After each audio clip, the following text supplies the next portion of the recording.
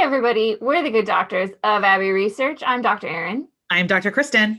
And we're here with our final film discussion for our made-up Immigrant Awareness Month. We wanted to talk about immigration, and so we decided to do it because it's our YouTube channel and we're doing what we want.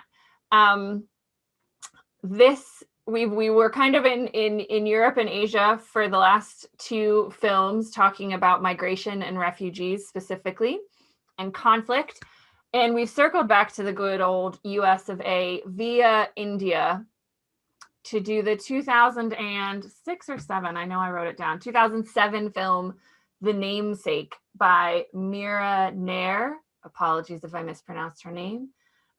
She is a Indian director who's done loads of things, some Bollywood films. She also directed Vanity Fair, the Reese Witherspoon piece from many moons ago, and another film we're talking about next month, ironically, Queen of Catway, which will be part of our next month's coverage. And it's based on a book, right? Yes. Yeah. So it's based on a book. And we should say up front, this is a movie, very, very Indian movie.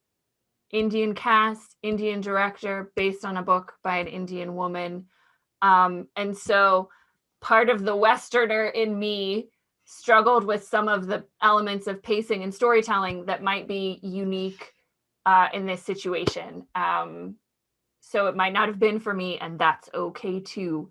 I didn't love the first half as much as I adored the second half. As Dr. Kristen said yesterday, it is a meditation on immigration and culture and identity and finding out who you are and your relationships with your family. It deals with a lot as it follows the story of Ashok and Ashima, who are two humans from the Indian subcontinent who immigrate to America and start a family. And it is also about their children, but most specifically about their son, Gogol, and how he struggles with being an American, being Indian in America, and the kind of back and forth that he goes between those two cultures in his life as he figures out how exactly he's going to be both Bengali and American at the same time, played by Kal Penn, who did a fantastic job. Excuse me. Why is he not in more acting things as a serious actor?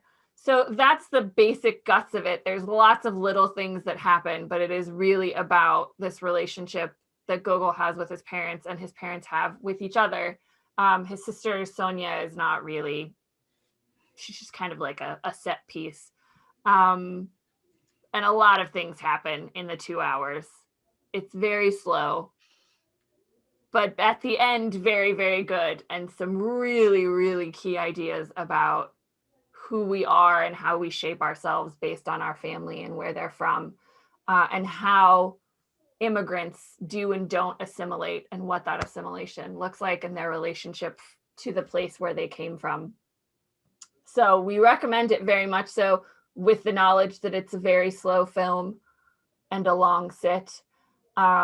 But Dr. Kristen, you have a long history and love of India and the Indian subcontinent. So I would love your thoughts and feelings on it. You've seen this before. This was my first watch, but you've seen this before. Yeah. Ironically, I watched it on a plane coming back from Rwanda. Like I remember very vividly sitting in the middle of a row on a United Airlines flight from London to Chicago watching this movie. So I'll say this, I actually don't think Kal Penn's great. But you're not alone. A lot of people, like, this is kind of jokingly like his only ever really good role, because then he goes on House and turns into this like really whiny character that nobody wanted to deal with. And he got either written off the show or has been largely ignored since. And then he did a couple sitcoms that didn't really ever work and things like that. But it's also possible that the role asks him to do too much, because it asks him to be 16 to like 35. Yeah, and I think that one of the reasons that the beginning is so boring is that he can't be 16. Yeah. And he is what makes the entire part of that story like unwatchable almost to me. Like, yeah, and it's really frustrating. I think his evolution is too slow because they show too much of him like rejecting his family. And I don't think there's enough time of him kind of, I would have loved to see more of his struggle after his father dies. Correct. So And yeah, I mean, finding spoilers himself. ahead, fun ahoy. Yeah. But that's the pacing issue for me, Yeah. is I that agree. because I don't think he can handle being all those ages. And I think possibly asking him to be a high schooler was inappropriate on that level. He was not up to the task. Like watching him as a high schooler was like, Those were some avert my eyes. painfully long scenes. Painfully long scenes. Like the whole thing where he's smoking a joint with his friends, like I actually actively wanted to I was like like, shut I off don't the movie and care. walk I don't away. care. Like I You've don't care. already showed me that he's very much A spoiled, insolent American teenager in the year of our Lord 1999 or Yeah. whatever that was supposed to be. Fine. Yeah, they hammered home some of those early points way too much, and like didn't spend enough time with the later points where he's like, oh, it's really cool for me to be both, and I can find a way to be both. Yeah. So there's a couple things. This family is, as a lot of people on the internet have pointed out, we are not the only ones, is very specifically Bengali. And so some of the traditions that they bring, like for instance, like, and I just double checked this, but I know that the death rituals, for instance, in Kerala, which is in southern India, are different and how they kind of relate with that. But what struck me in 2007, which was before I went to India, which is hello to anyone who has not heard me tell this story before. I went to India in 2010 as part of a class that I did in grad school, and we traveled around a good chunk of the country, interacting with and asking questions to as many people of what faith looked like for them and how faith and life integrated. So I've gotten to spend a couple days in Varanasi, which is where the funeral scene of this show takes place, where they pour his ashes into the Ganga River. That was in Varanasi, which is the seat of both Buddhism and Hinduism. And some time in Calcutta, working at Mother's homes, Mother Teresa's homes, time in Kerala, time in Cochin, time in Agra, and got to see the Taj and some things like that. So I've done some of the tourist highlights of India, and I've done some of the actual life in India, as close as you can as somebody who's not born there and lived there. And what I really loved about this movie was that because it was not shot from a Western or non-Indian perspective, like that's what the trains still look like. Like that was the train I was on in 2010. And at the same time as we're watching this movie, my husband and I are rewatching The Amazing Race, and all the way back the seasons that started in 2000. And they went to India a lot in the first 4 seasons. We just started season 5. And they went to India a lot. And everything in The Amazing Race is poverty porn. Yeah. Everything is about making you, the interviews they do with the contestants is like, oh my God, these people are so brave. It's a lot of dirty, naked children. It's a lot of how unsafe a lot of the women felt, which no joke, in 2010 when I went, there were definitely times that I did. But Indian women feel significantly more unsafe than I did at any given time. All the time. And were there certain times that I was in more danger because I was a tall white woman? Like possibly, but I refuse to believe that I was ever in more danger than an Indian woman would be. I just refuse to believe that.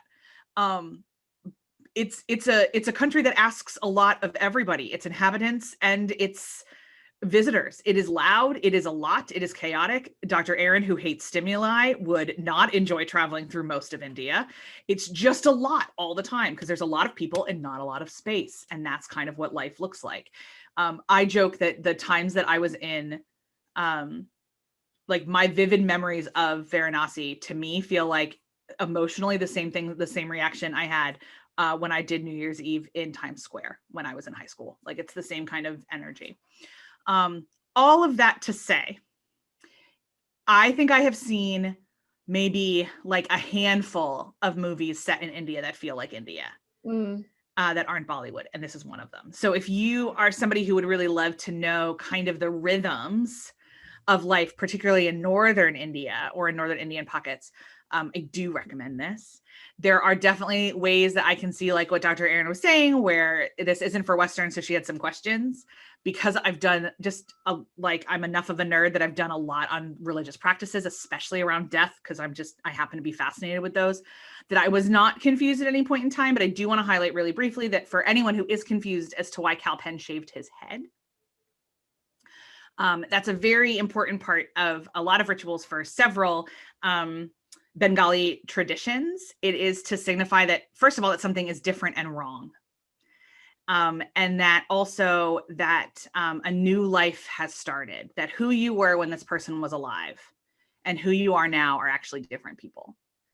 And as Americans who have really terrible relationships with death and have not super healthy rituals around them, I love learning how other cultures celebrate death, because I think we should celebrate it and we should commemorate it and we should mark it in ways that currently the United States doesn't, for a host of reasons. I do agree that who you are before someone you love dies and who you are after are different people. So to have the physical significance of that is really important. The white girlfriend was infuriating, but I am sure entirely accurate, because white people. Yeah, like we were talking about this offline before we started filming. And I understand this was probably before like we all had the Googles on our phones all the time, but like there are books. And when she showed up like all in black, I was like, you could have asked somebody. Like, I understand he's not really talking to you. And then I was like, but maybe they'll let that go. And then she took off her cardigan and had like straps and but also just really, really briefly, anyone who shows up to like a Western funeral with your shoulders uncovered, I find that disrespectful. Like, why are you doing a tank top to a funeral? But especially a culture in which modesty and covering your shoulders is incredibly important.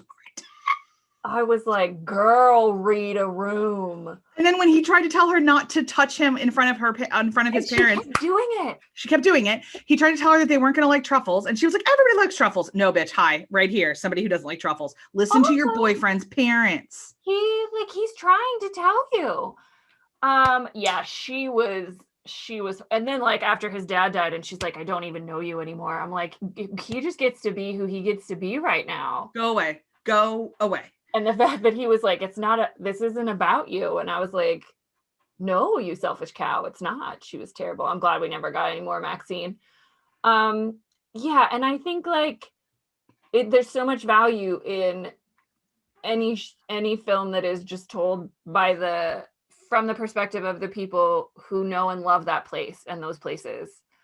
Because it means it's authentic. It means you don't have to do all of this backstory necessarily. It means you get to see things realistically in a way that is done with love. And like, I just felt like there was a family visiting India, and it felt very different to how I've seen India portrayed in a lot of other properties, aside from the Bollywood film that we covered for Indian Culture Month. And the one about cricket, which also felt very Indian because it was. You don't realize you're missing these kinds of perspectives when you're younger, and the level of empathy that it builds to understanding other humans and how they see the world is like, this is the reason why we are doing these months. And so for that, it was so valuable. I just would have really liked less time with like petulant child Kal Penn and more time with the exploration in the last hour, especially about grief and family and death, as you said. Like all of that's really, and how it changed his mother and how it changed him and how it changed his relationship with his father and his name. That was all like deeply, deeply powerful stuff.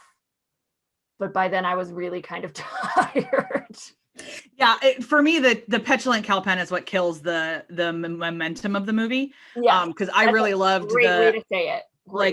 I liked the bits about them assimilating at the beginning and the things they were not willing to let go. Every piece of that scene felt like every other first generation immigrant story I have heard from any of my friends whose parents grew up somewhere else but America. Yeah. And the balance between being like, the thing with Kal Penn is that he can never ever be fully Bengali or fully American. He is always both things. And the journey of that is the journey of the movie. Him learning that is a journey of the movie. Yeah. And there is elements of even like, I mean, Dr. Erin and I have talked about this because we've spent time outside the United States. We are never fully American emotionally, kind of ever again. And there are pieces of us that make sense only in other parts of the world. Yeah. And our heritage, like all four of our parents were born in the United States. So like we love these kind of stories to explore what it means for people whose parents were born outside the US and kind of how they negotiate their Americanness. And so this was always going to be something we were going to watch, even if it was just as friends on a sofa. But when we came up with this idea of talking to you guys about it, this one felt like a really good fit. But yeah, Teenage Kal Penn can do one. I just didn't care. And I'm glad we spent so much time with the white girlfriend, because we had to, because that's so many people's lives, and like that's authentic. And Teenage Kal Penn was too, but like that performer couldn't do that work. Sorry. So yeah, and no, I think it was really important to see and the two relationships that he has in his adult life, right? And his wife, who is Bengali as well, and knows all of these parts of him, but still doesn't know these parts of him, because she is also dealing with being an immigrant and a person of multiple cultures and identities. And we needed to see that pendulum swing. So I just feel like we could have skipped some adolescent Gogol there. And I would have loved maybe 10 more minutes of him figuring out what it means to be both of those things. Yeah. But sitting in a trench coat on a train somewhere where there's palm trees reading Gogol was pretty indicative of where he landed. But I think definitely the second half of the film is so much of the heart of it. And it's a beautifully told story. I would really love to read the book. I have it. It's on my iPad. I just double checked before we started filming. So it must have been one of those ones I picked up on sale and said like, yes, I should read this, and then have not gotten around to it, but I'm going to prioritize it. Yeah, but it does such a fantastic job of this push and pull between cultures. And what it feels like when you migrate to other places and when you move to other places. And when we, as Dr. Kristen said, when we lived in the UK, we never fit 100% there. And we've never fit 100% back in America since we've been back in America. And we loved where we were, but we missed home at different times. And so, and there's a lot of cultural similarities. There's a lot of cultural differences. But we didn't have quite the level of culture shock that Gogol's parents had upon immigrating to America. But you learn a lot about yourself and the places you come from and the places you love. And so what better reason to go on the HBO and watch it, folks? Absolutely. So this thus concludes the Abbey Research Immigration Awareness Month. Next month, we are going to be celebrating Black History Month, because it is in the United States Black History Month.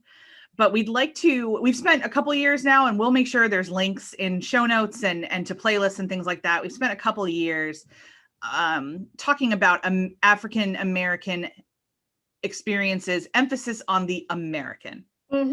And now we would like to look more at global Blackness, and we're going to be focusing on stories of women in various African countries, and the lived experiences of their various nations. The first one we're going to cover is, ironically, we're just going to jump directly into this this director for the second time. This director's oeuvre. It is a Disney movie called The Queen of Katwe. It stars Lupita Nyong'o, who you may know from a whole lot of things, including 12 Years a Slave, but I hope you also know her from Black Panther. And she plays the mother of a chess phenom in this movie. I've seen it. This is another one where I've gotten a chance to see it yet, and Dr. Erin hasn't. And so I'm very excited to talk about it with somebody finally. But it's a great conversation about gender and family. So whereas this movie was a meditation on immigration and death and family, I find Queen of Katwe to be a meditation on gender and power and opportunity and identity in Kenya. So we will be I'm saying Kenya. I'm 90% sure it's Kenya. Gosh, I hope I'm correct. I'm pretty sure it's Kenya. I think it is, because I think it's set in Nairobi, but I could be wrong. I'm so like all of a sudden Uganda flashed across my eyes, but I do not think I think that's just a second guessing. I believe it is Kenya. Okay. Well, either way, wherever it is, whatever country. We are in a former British colony. on our Colonizers World Tour. On our Colonizers World Tour in Eastern Africa, and we will see you then. We're sticking with the British colonial projects right now. Moving from India to either Kenya or Uganda. But I believe it's Kenya. Yeah. And we'll see you guys then. Bye. Bye.